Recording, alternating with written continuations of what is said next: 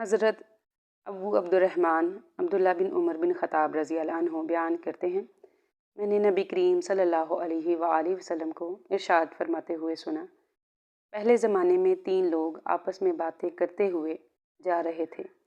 رات بسر کرنے کے لیے وہ ایک غار میں چلے گئے۔ وہاں سے ایک پتھر گرا اور اس نے غار کے منہ کو بند کر دیا۔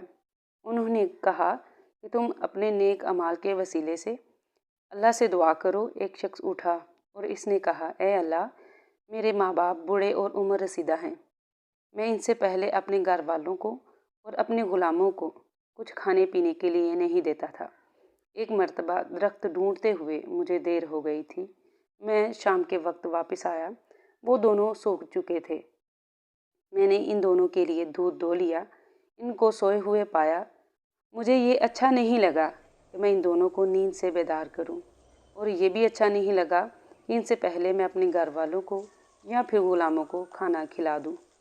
میں اس طرح سے ٹھہرا رہا، پیالہ میرے ہاتھ میں تھا اور میں نے ان کے بیدار ہونے کا انتظار کرتا رہا، یہاں تک کہ صبح صادق ہو گئی۔ میرے بچے میرے قدموں میں روتے بلکتے رہے۔ جب وہ دونوں بیدار ہوئے اور دودھ کو پی لیا، پھر میں نے اپنے گھر والوں کو دیا۔ اے اللہ، اگر میں نے یہ عمل تیری رضا کے لیے کیا تھا تو ہم اس پتھر کی وجہ سے جس مشکل میں ہیں، ہمیں اس مشکل سے رہائی نصیب فرما۔ آپ صلی اللہ علیہ وآلہ وسلم فرماتے ہیں، پتھر وہاں سے ہٹ گیا لیکن وہ لوگ وہاں سے نہیں نکل سکتے تھے۔ دوسرے نے کہا، اے اللہ، میری ایک چچا زاد تھی جو مجھے سب سے زیادہ محبوب تھی۔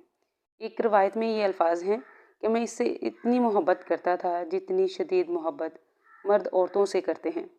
میں نے اس کے ساتھ تعلق قائم کرنے کا ارادہ کیا تو اس نے انکار کیا، یہاں تک کہ اس نے مجھے 1 سال تک اس پریشانی میں رکھا۔ پھر وہ میرے پاس آئی، میں نے اسے 120 دینار دیے کہ وہ مجھے اپنی ذات پر قابو دے۔ اس نے ایسا کر لیا۔ جب میں نے اس پر قدرت حاصل کر لی، ایک روایت میں یہ الفاظ ہیں، جب میں اس کی دونوں ٹانگوں کے درمیان بیٹھ گیا تو اس نے کہا، اللہ تعالیٰ سے ڈرو اور ناحق طور پر مہر کو نہ توڑو۔ تو میں نے اس کے پاس سے اٹھ گیا، حالانکہ میرے نزدیک وہ سب سے زیادہ محبوب شخصیت تھی۔ جو میں نے سونا اسے دیا تھا وہ بھی چھوڑ دیا۔ اے اللہ، اگر میں نے یہ تیری رضا کے حصول کے لیے کیا تھا تو ہم جس مشکل میں ہیں ہمیں اس سے نجات عطا فرما۔ آپ صلی اللہ علیہ وآلہ وسلم فرماتے ہیں، وہ چٹان کچھ اور کھسک گیا، تاہم یہ لوگ اب بھی وہاں سے باہر نہیں نکل سکتے تھے۔ تیسرے شخص نے کہا، اے اللہ، میں نے کچھ مزدوروں کو کام پر رکھا، میں نے ان سب کو معاوضہ دیا لیکن ان ایک کو نہیں دیا۔ اس شخص نے معاوضے کو ترک کر دیا اور چلا گیا۔ میں نے اس کے معاوضے کو استعمال کرنا شروع کیا، یہاں تک کہ اس کے اموال زیادہ ہو گئے۔ ایک طویل عرصے کے بعد وہ میرے پاس آیا اور بولا، اے اللہ کے بندے، میرا معاوضہ مجھے دے دو۔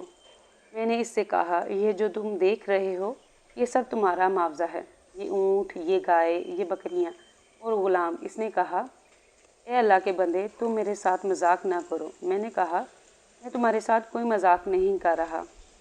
اس نے ان سب چیزوں کو لیا اور اپنے ساتھ لے گیا، اس نے ان میں سے کسی ایک بھی چیز کو نہیں چھوڑا۔ اے اللہ، اگر میں نے یہ کام تیری رضا کے حصول کے لیے کیا تھا تو ہم جس مشکل میں ہیں ہم سب کو اس سے نجات عطا فرما۔ وہ چٹان وہاں سے ہٹ گئی اور وہ لوگ وہاں سے باہر آ گئے۔ سبحان اللہ، ثم سبحان اللہ۔